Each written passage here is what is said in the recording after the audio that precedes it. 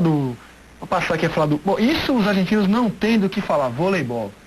Isso vocês não têm nada a falar. Nada. Igual já tiveram um bom time masculino. No, hicimos un buen mundial, último mundial de vóley, es un equipo joven y hizo un buen mundial, la verdad que hizo un buen mundial. Igual contra Brasil si juegan en todos lados, uno va a la praia. Mas vocês agora é basquete. Basquete a gente diferencia vocês. Um jogadoraço que jogou no Brasil, inclusive, tudo. Agora me fugiu o nome dele. Milinkovic.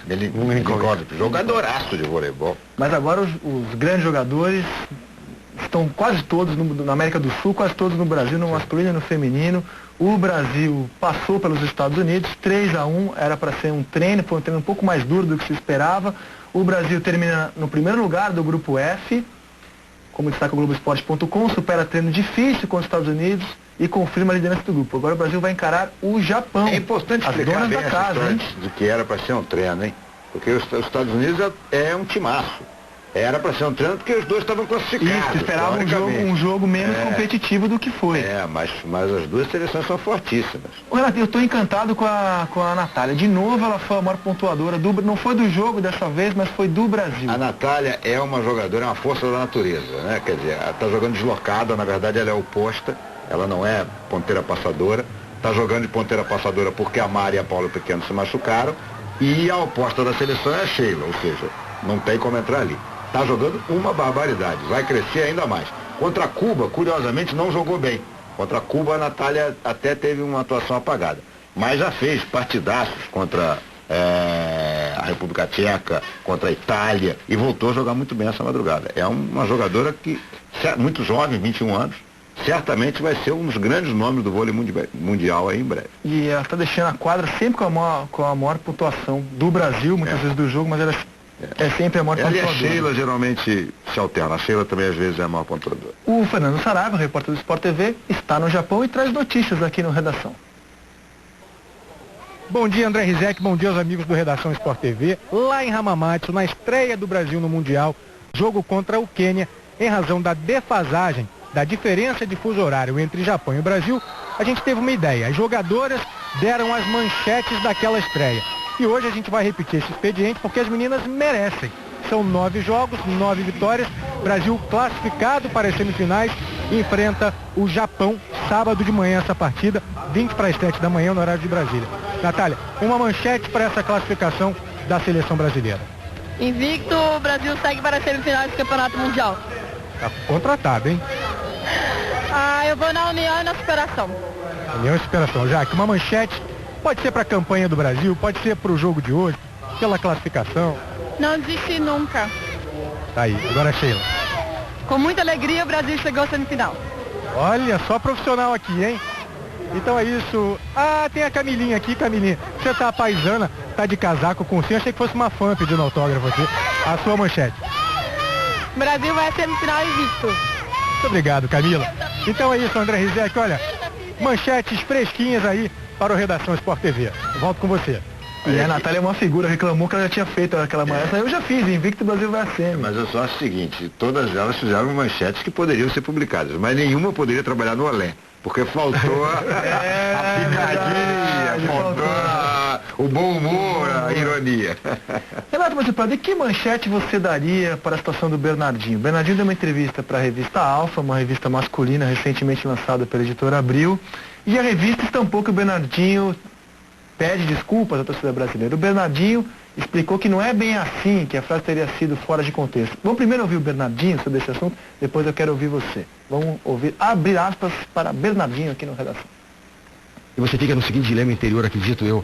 Poxa, o correto, vamos jogar sempre para ganhar, fazer, que a mentalidade, o espírito que norteou a seleção o tempo todo. Mas no fundo, existe também uma certa autopreservação. Mas puxa, por aqui vai ser tão complicado, nós estamos com o time quebrado, jogar 2 partidas seguidas. Então, com certeza, dentro de cada um de nós, o dilema apareceu, mas nunca houve nenhum tipo de armação, de premeditação, de vamos entregar nada disso. O que houve realmente foi discussão no sentido de vamos jogar com a força completa, vamos poupar jogadores, poupamos, descaracterizamos o time. É claro que uma apresentação como aquela não orgulha ninguém fica, e você fica incomodado, né? Depois com todas as críticas que sofremos lá, como aqui, e os garotos liam, enviam tudo isso gera obviamente como é que se diz, um constrangimento, você pede desculpa porque as pessoas que estavam lá pagaram, queriam ver o Brasil de sempre, e que não era o Brasil de sempre. né? E o Brasil realmente jogou muito abaixo daquilo que sempre joga.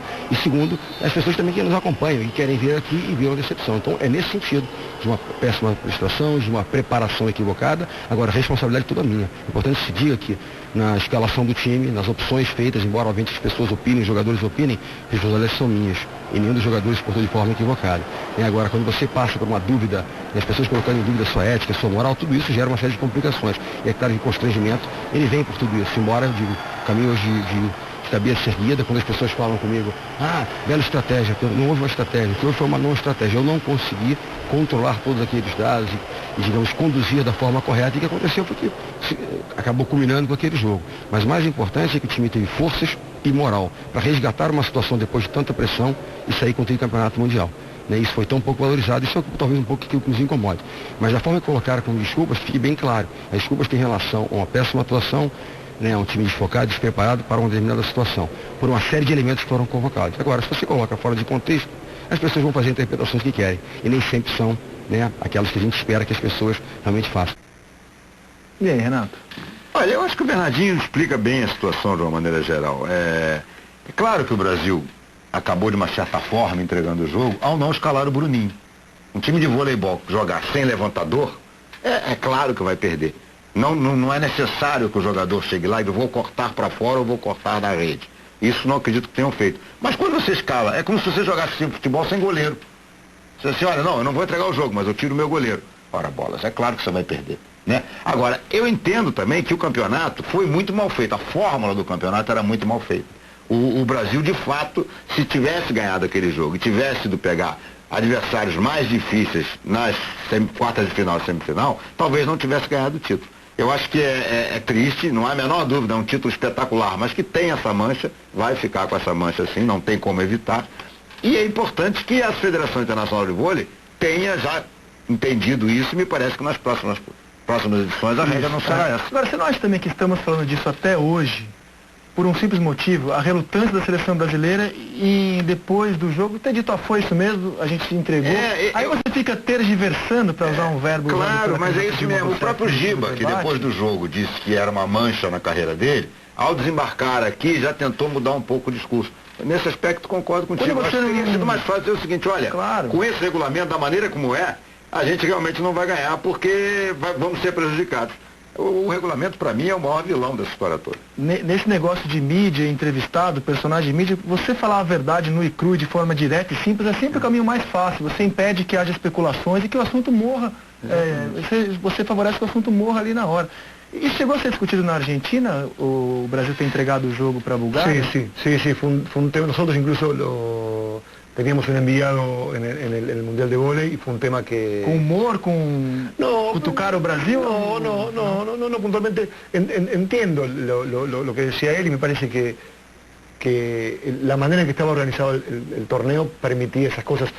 Digamos, el fútbol ha dado muestras en mundiales también de situaciones absolutamente irregulares, no sé, hay miles, pero recordar el empate, el partido Austria-Alemania en el 82, 1-0 ganó Alemania, fue una vergüenza. Ou quando a Alemanha em 74, ela perde um jogo para Oriental, para não enfrentar a Holanda, na verdade. Brasil, né? Os Brasil? Dois. Brasil e Holanda, os outros dois, uma chave era com Brasil e Holanda. Era muito mais fácil por isso. Pensando na Holanda como adversário. Porque a Holanda acabou sendo adversário, mas na verdade temia o Brasil, que era o campeão do mundo também. Y era cruza con la Holanda na final. Y en el fútbol argentino se han dado muchos empates, muchas igualdades de equipos que se beneficiaban con ese resultado.